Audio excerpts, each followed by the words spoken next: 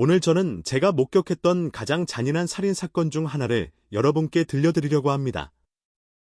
이 이야기가 흥미롭다면 제 채널에 좋아요와 구독 한 번씩 부탁드리겠습니다. 감사합니다, 여러분. 오늘 저는 제가 목격했던 가장 잔인한 살인 사건 중 하나를 여러분께 들려드리려고 합니다.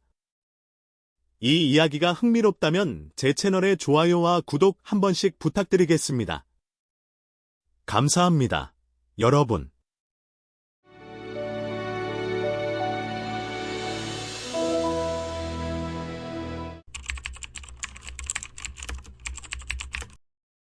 (1983년 5월 19일) 오후 5시 미국 오리건주 스프링필드시 경찰서.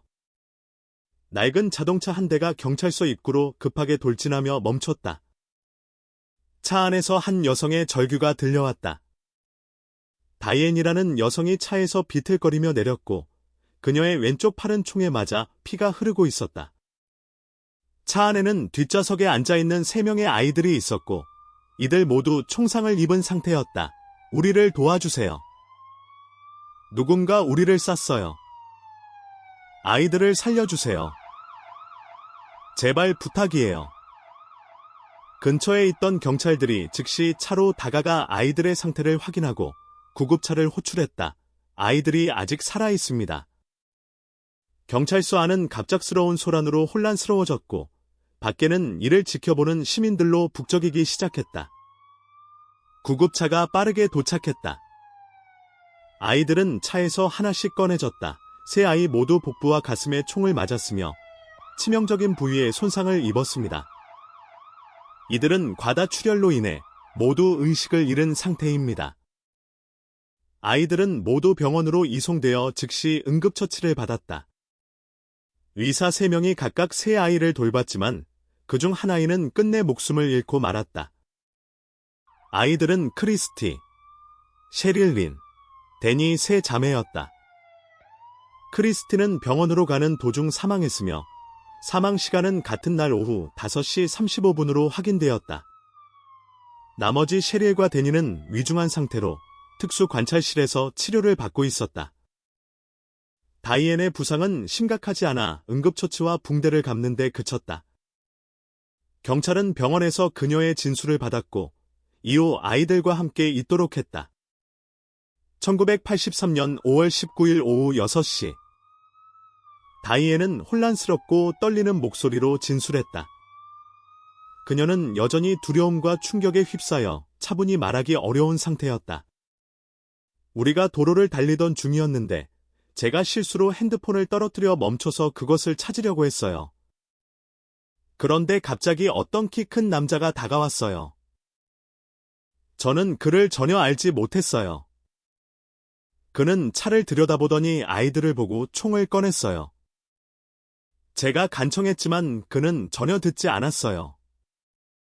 그는 문을 발로 차서 제가 차 밖으로 나갈 수 없게 했고 뒤쪽 문으로 총을 쏘기 시작했어요.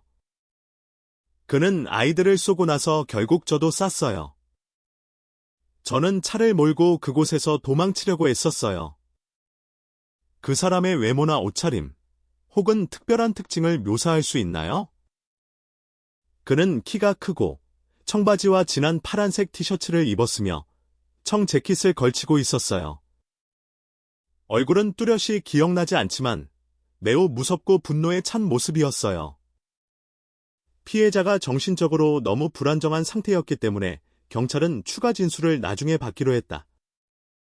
피해자의 진술을 바탕으로 경찰은 사건이 처음 발생한 장소를 찾아냈다. 다이앤이 제공한 장소는 도시 중심에서 멀지 않은 외딴 도로였다. 경찰은 즉시 현장으로 출동하여 조사를 시작했다. 날이 어두워지면서 관찰하기가 점점 어려워졌고 사건이 막 발생한 만큼 중요한 단서를 최대한 빨리 찾아야 했다. 그 도로는 주거 지역 밖의 흙길로 새로 개통된 도로가 주변에 생기면서 사람들이 거의 다니지 않는 곳이었다. 특히 그 시간대는 사람들이 아직 퇴근하지 않았을 시간이었기 때문에 더욱 한적했다. 피해자의 진술에 따르면 사건은 오후 4시 20분에서 4시 30분 사이에 발생했고 사건 현장에서 경찰서까지는 20분 이상이 걸렸다. 1983년 5월 19일 저녁 6시 30분. 현장에서는 남자의 흔적을 전혀 발견할 수 없었다. 다이앤의 진술에 따르면 남자는 걸어서 다가와 갑자기 차에 총을 쏘기 시작했다고 했지만 그곳에는 발자국이나 신발 자국 같은 흔적이 전혀 남아 있지 않았다. 오직 차량 바퀴 자국만 도로 위에 남아 있었다. 범인이 도로 가장자리의 풀숲 가까이를 걸어갔을 가능성도 배제할 수는 없었으나 이는 아무것도 확실히 설명하지 못했다. 발견된 신발 자국은 길고 폭이 좁은 자국으로 다이앤이 신고 있던 신발과 동일한 종류였다. 현장에는 3개의 탄피가 발견되었고 이는 차량 왼쪽 바퀴 자국 근처에 떨어져 있었다. 그러나 총을 맞은 사람은 4명이었고 나머지 1개의 탄피는 찾을 수 없었다. 경찰은 탄피를 수거하고 추가 조사를 진행했지만 다른 단서는 발견되지 않았다. 이곳은 주거 지역이나 상업시설에서 멀리 떨어져 있어 매우 외진 곳이었다. 결국 의문은 남는다. 한 어머니가 왜 새 아이를 데리고 이런 외진 곳에 왔을까? 경찰은 차량 내부도 철저히 조사했다. 차량의 뒷좌석은 피로 물들어 있었고 세 아이 모두 뒷좌석에 앉아 있었다. 한 아이는 유아용 카시트에 앉아 있었고 나머지 2아이는 안전벨트를 매고 있었다. 총알은 왼쪽에서 가까운 거리에서 세 아이들의 몸을 관통했고 그들의 옷과 얼굴은 피투성이었다. 소량의 혈흔이 좌석에도 튀어 있었다. 범인의 사격 위치는 차량 오른쪽, 즉 운전석 바로 옆 창문 근처였을 가능성이 높았다. 운전석에서 특이한 점이 발견되었다. 운전석은 다이앤이 있던 자리였지만 그곳의 혈흔은 매우 적었다. 혈흔은 운전석 뒤쪽에 스며들어 있었으며 만약 범인이 밖에서 총을 쐈다면 혈흔이 더 멀리 퍼지고 양이 많아야 했다. 그러나 혈흔은 오히려 범인이 차량 안으로 몸을 숙여 총을 쏜 것처럼 보였다. 더욱 놀라운 점은 마지막 탄피가 차량 내부, 운전석 발밑에서 발견되었다는 것이다. 이 상황은 2가지 가능성을 시사한다. 첫째, 범인이 차량 안으로 몸을 숙여 다이앤을 쐈다. 둘째, 다이앤이 스스로 자신을 쐈다. 그러나 2번째 가설은 상식적으로 이해하기 어렵다. 그녀는 세 아이의 어머니였기 때문이다. 스스로 자신을 쐈다는 가설은 그녀가 범인이라는 전제하에서만 가능했다. 하지만 그 아이들은 그녀의 친자식이었다. 이런 의혹은 아무도 쉽게 믿기 어려운 상황이었다. 다이앤을 의심하는 것은 여전히 막연했지만 배제할 수도 없는 상황이었다. 차량을 철저히 조사한 결과 그녀가 묘사한 범인의 흔적은 아무것도 발견되지 않았다. 지문, 발자국 등 어떠한 흔적도 남아있지 않았다. 다이앤은 범인이 한 발로 운전석 문을 막아 그녀가 문을 열고 나갈 수 없었다고 진술했지만 그것은 신뢰하기 어려운 설명이었다. 그녀가 정말 그렇게 쉽게 문을 열지 못했을까? 다이앤은 그렇게 약한 사람으로 보이지 않았다. 이 모든 의혹을 바탕으로 다이앤은 공식적으로 사건의 용의자가 되었다. 경찰은 그녀를 아이들과 분리하고 경찰서로 데려가 조사에 협조하도록 했다. 그와 동시에 경찰은 그녀의 사생활과 집을 철저히 조사하기 시작했다. 다이앤과 그녀의 아이들 간의 관계를 조사하기 위해 경찰은 그녀의 부모, 이웃, 그리고 전 남편인 스티븐 다운스를 만났다. 스티븐 다운스는 다이앤이 자신을 배신했으며 아이들이 자신의 친자식이 아닐 수 있다고 생각했기 때문에 아이들에게 전혀 관심이 없었다고 말했다.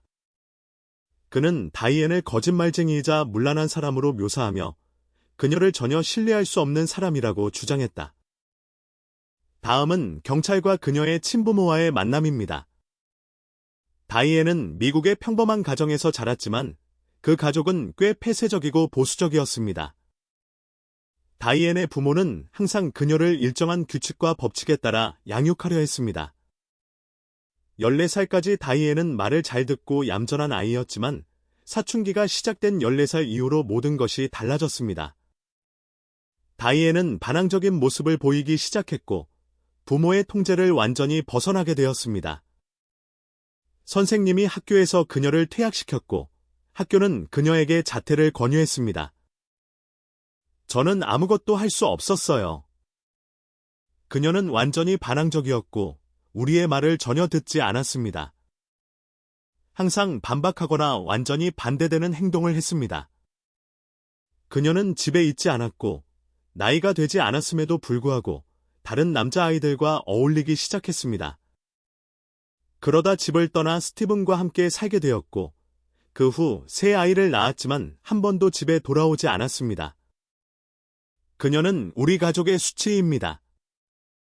우리는 10년 넘게 그녀와 연락이 끊겼습니다. 이러한 정보들은 다이앤의 일부 성격을 반영하지만 현재 그녀와 아이들 사이의 관계는 명확히 밝혀지지 않았습니다. 경찰은 다이앤의 이웃들을 더 폭넓게 조사하며 새로운 단서를 발견하기 시작했습니다. 다이앤은 현재 우편물 운송 회사에서 근무하며 적은 급여를 받으며 교대 근무를 하고 있었습니다. 그녀는 낮에 여유 시간이 있었지만 그 시간을 아이들에게 전혀 쓰지 않았고 모두 로버트 닉 니커보커라는 남자친구에게만 쏟았습니다. 아이들은 집에 자주 갇혀 있었고 굶주리고 목이 말라 있었지만 그녀로부터 벗어날 방법이 없었습니다. 가끔 이웃들이 창문 틈으로 음식을 주거나 물을 건네기도 했지만 그게 전부였습니다. 이웃들이 여러 번 항의했지만 그녀는 전혀 바뀌려 하지 않았고 오히려 건방지게 굴거나 욕설을 퍼부으며 그 의견을 무시했습니다. 그런 뒤에도 여전히 아이들을 가둬놓고 외출하곤 했습니다. 현재 다이앤의 연인인 로버트 닉 니커보커는 이미 아내와 자녀를 둔 상태였음에도 불구하고 바람을 피우는 습관이 있었습니다. 얼마간의 연애 끝에 그는 다이앤이 점점 선을 넘고 통제불능 상태가 된다고 판단했습니다. 그녀는 점점 귀찮아졌고 항상 나에게 이혼하라고 압박했습니다. 하지만 나는 원하지 않았습니다. 그녀든 다른 여자든 나와의 관계는 단지 구속 없는 관계일 뿐이었습니다. 하지만 그녀는 그것을 이해하지 못하고 나를 집착적으로 따라다녔습니다. 결국 나는 더 이상 견딜 수 없어서 그녀에게 이혼하고 싶지 않다고 말했고 그녀와 헤어졌습니다. 그 이후로 그녀를 다시 만나지 않았습니다. 그 일이 언제쯤 있었나요? 불과 일주일 남짓 전입니다. 이 모든 것은 다이앤이 자신의 욕망을 위해 무엇이든 할 수 있는 사람임을 보여주지만 그녀가 자신의 아이들을 죽였다는 것을 확증하지는 못합니다. 경찰은 다이앤이 묘사한 범인에 대한 진술을 계속해서 조사했지만 그녀의 진술은 점점 일관성이 없어졌습니다. 당신은 범인이 멀리서 다가와 아이들에게 총을 겨누었다고 말했죠. 동시에 그가 당신이 차 문을 열고 나가 그를 막지 못하게 하기 위해 운전석 문을 발로 막았다고 했죠. 맞아요. 하지만 현장과 차량 어디에도 그의 발자국이나 흔적이 없습니다. 두꺼운 먼지가 깔린 땅이나 차 문 어디에도요. 그렇다면 그는 어떻게 당신을 쏘았다는 겁니까? 그는 밖에서 총을 겨누고 저를 쐈어요. 운전석 문 쪽에서요. 네, 그렇습니다. 하지만 당신은 왼팔에 총을 맞았습니다. 왜 그는 그곳에서 차 안으로 손을 뻗어 오른쪽이 아닌 왼팔을 쐈을까요? 다이앤은 갑자기 말을 잃고 당황하며 사건 당시 너무 충격을 받아 정확히 기억나지 않는다며 휴식을 요청했습니다. 하지만 그녀가 예상치 못한 일이 벌어졌습니다. 경찰이 그녀의 아파트를 수색한 결과 그녀가 로버트에게 쓴 개인 일기가 그녀가 자는 침대 베개 아래에서 발견되었습니다. 그 일기에는 다이앤이 로버트를 향한 열렬한 사랑과 결혼에 대한 희망을 표현하며 그가 아이들 때문에 자신과 결혼하지 않으려 한다는 내용이 적혀 있었습니다. 말썽꾸러기들, 혐오스러운 것들, 모든 게 그들 때문이에요. 그들이 없었더라면 내 삶은 더 행복했을 텐데. 내가 그들을 세상에 내놓은 것을 믿을 수 없어요? 그들은 자신들을 낳은 사람의 행복을 모두 빼앗아갔어요. 배은망덕한 파괴자들. 그녀는 자신의 아이들을 증오했습니다. 그녀의 무능력함과 왜곡된 사고방식 때문에 무고한 아이들에게 모든 책임을 떠넘겼습니다. 동시에 그녀의 집에서 발견된 권총에는 단 2발의 총알이 남아 있었다. 발사된 총알 수는 사건 현장에서 발견된 총알 수와 정확히 일치하며 권총은 사건 현장에서 발견된 탄환과 같은 종류의 탄환을 사용하는 것으로 확인되었다. 또한 총에서 발견된 지문은 다이앤의 지문뿐이었다. 다이앤은 즉시 체포되어 수사를 위해 구금되었고 그녀는 침묵 속에 머물며 변명을 내놓기 시작했다. 제가 그런 글을 쓴 건 맞지만 그것은 단지 순간적인 감정일 뿐입니다. 그것이 제가 아이들을 살해했다는 증거가 될 수는 없어요. 총은 단지 같은 종류의 탄환을 사용하는 것뿐입니다. 저는 인터넷에서 그것을 샀는데 처음부터 2발의 총알만 있었습니다. 제가 그것을 만졌을 뿐 사용한 적은 없어요. 그럼에도 불구하고 경찰은 그녀가 3아이를 살해한 범인이라는 점을 확신할 수 있었다. 다이앤은 여전히 자신에게 유리한 설명을 하려고 했었지만 그녀를 더욱 충격에 빠뜨리는 일이 발생했다. 깊은 혼수 상태에 빠졌던 크리스티가 몇 주 후 의식을 회복하며 점점 정신을 차리기 시작한 것이다. 경찰은 2아이를 계속 보호하며 대기했고 크리스티는 담당 의사의 허락을 받은 후 경찰의 질문에 답변할 수 있었다. 엄마가 셰릴 언니를 쏘고 데니를 쏘고 그 다음에 저를 쐈어요. 엄마는 굉장히 화가 나 있었어요. 정말 아팠어요. 아이의 말은 여전히 떨리고 두려움에 차 있었다. 냉혈한 어머니의 범죄 행각이 하나씩 드러나기 시작했다. 다이앤은 아이들을 방에 가둔 채 화가 나면 그들에게 모든 분노를 쏟아부었고 폭행과 학대, 그리고 굶주림에 시달리게 했다. 그녀는 분노가 가라앉거나 지칠 때까지 아이들을 괴롭혔다. 결국 다이앤은 자신의 살인 행위를 부인할 수 없게 되었고 냉정하게 모든 것을 인정했다. 그녀는 아이들이 자신의 자식이 아니라 짜증나고 더럽기만 한 동물들에 불과하다고 말했다. 다이앤은 사건 현장을 재현하기 위해 현장으로 이송되었고 이때 전국 언론은 비정한 어머니의 충격적인 범죄를 보도했다. 도시의 한 고용센터는 다이앤이 과거에 그곳에서 일자리를 구하려 했으나 시험을 통과하지 못했다고 밝혔다. 다이앤은 똑똑한 사람이었지만 정신적으로 불안정했습니다. 채용 담당자는 그녀에게 정신건강 검진을 받아보라고 권유했지만 그녀는 무관심한 태도를 보이며 심지어 차갑게 그들을 꾸짖고 떠났습니다. 1984년 2월 28일 다이앤은 살인 혐의로 공식 기소되었지만 사람들을 놀라게 한 것은 그녀가 임신 5개월 상태였다는 사실이었다. 아이의 아버지가 누구인지는 밝혀지지 않았다. 재판은 다이앤이 아이를 출산한 후에 진행될 수밖에 없었다. 1984년 6월 14일 아이가 태어난 후 재판이 재개되었고 다이앤은 종신형을 선고받았다. 또한 그녀는 정신적으로 문제가 있다는 것이 밝혀져 교도소 내에서 주의의 치료를 받도록 권고되었다.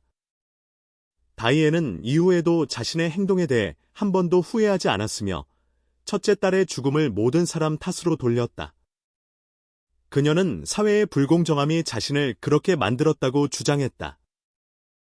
크리스티, 데니, 그리고 새로 태어난 아이 에이미는 입양 가정에 보내져 새로운 삶을 시작했고 그곳에서 따뜻한 보살핌을 받으며 상처를 치유하고 행복한 미래를 꿈꿀 수 있었다.